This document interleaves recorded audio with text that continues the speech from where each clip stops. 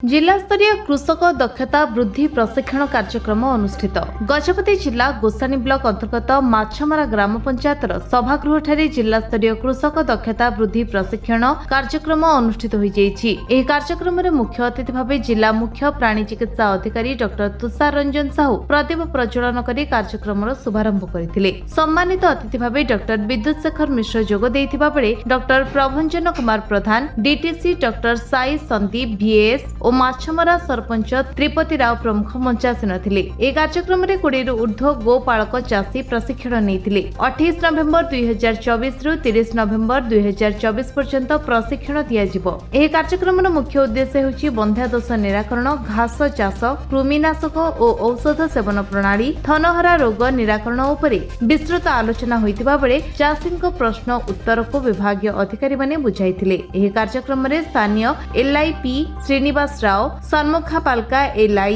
प्रीति निहारी LI प्रमुख उपस्थित रही कार्यक्रम को सफल रूपायन करथिले। सर आपन परिचयटा मु डॉक्टर तुषार रंजन साहू, जिला मुख्य प्राणी चिकित्सा अधिकारी गजपति।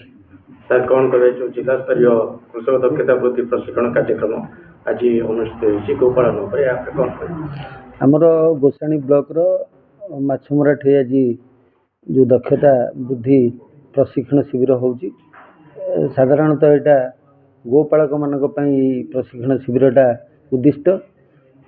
हमर फील्ड रे जो चाषी माने गाय गो रखुछंती सेमानकर विभिन्न प्रकार समस्या देकी से माने गाय रखुछंती से समस्याटा को आम पाखकू एवं तार निराकरणर उपाय चाषी पाखकू विनिमय होबा पई ई जो प्रशिक्षण शिविर गुड़ा होउछि ता माध्यम रे करा जाए एवं केते गुडे नूतन ज्ञान कौशल सब दिन को दिन परिवर्तन होउछि।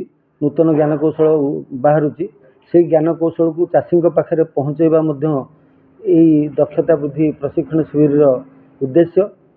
जेहेतु यार ना होछि दक्षता वृद्धि क्योंकि आमर चाषी मानकर जो दक्षता अच्छी गोपालन संबंध रे ताको आउ टिके उन्नत मानर करबा, कम खर्च रे केमती अधिक क्षीर पाइबे, केमती भल छुआ पाइबे एवं एबेकार जो आधुनिक प्रणाली रे जो AI होछि जो थरे खाली माई बछुरी जन्म होछि से प्रकार सब वेंटिलेट करबा चाषी पाखरे नै कि से जिनस गुडा को पहुँचेबा ई सब दक्षता वृद्धि प्रशिक्षण शिविर मुख्य उद्देश्य।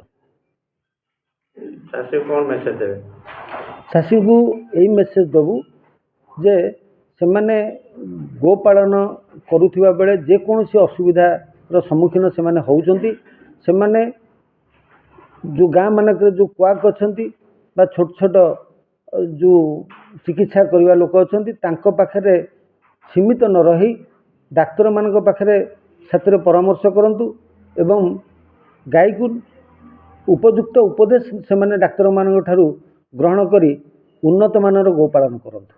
परिचयटा मु डाक्टर विद्युत शेखर मिश्र, उपनिर्देशक जिला मुख्य प्राणी चिकित्सालय पागड़ाखमुंडी गजपति जिला। सर कौन कहे जो आज कृषक दक्षता वृद्धि प्रशिक्षण कार्यक्रम होइछि आज जिला स्तरीय आमर जिला स्तरीय कृषक दक्षता अभिवृद्धि तालीम शिविर 3 दिन व्यापी तालीम शिविर आज आमर माछमरा पंचायत रे आमर अनुष्ठित हो जाइछि।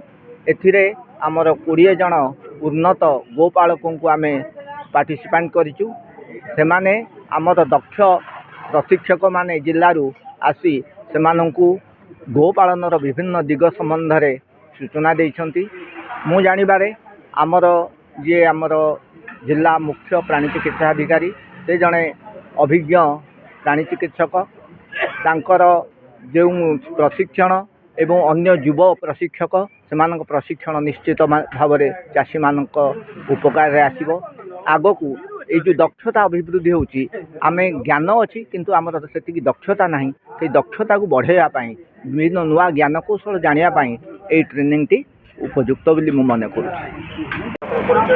आगे कंट्रागड़ा बी बाबूराव कंट्रागड़ा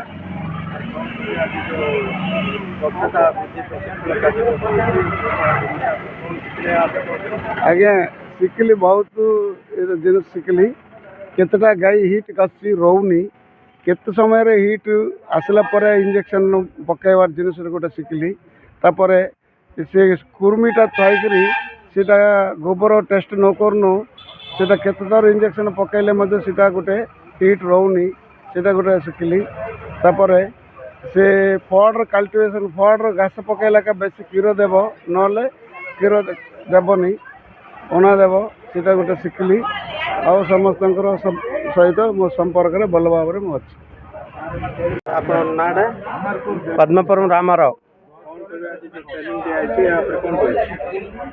ट्रेनिंग रे हम से गाय किस लिए वो गर्म नहीं रुक रहा है उसका बारे में हमको ट्रेनिंग दिया और बीमारी के बारे में ट्रेनिंग दिया और उसका जो दूध देने का तरीका है उसके लिए कैसे अपना दाना पानी देना है कौन से दवाई देना है उसका बारे में ट्रेनिंग दिया।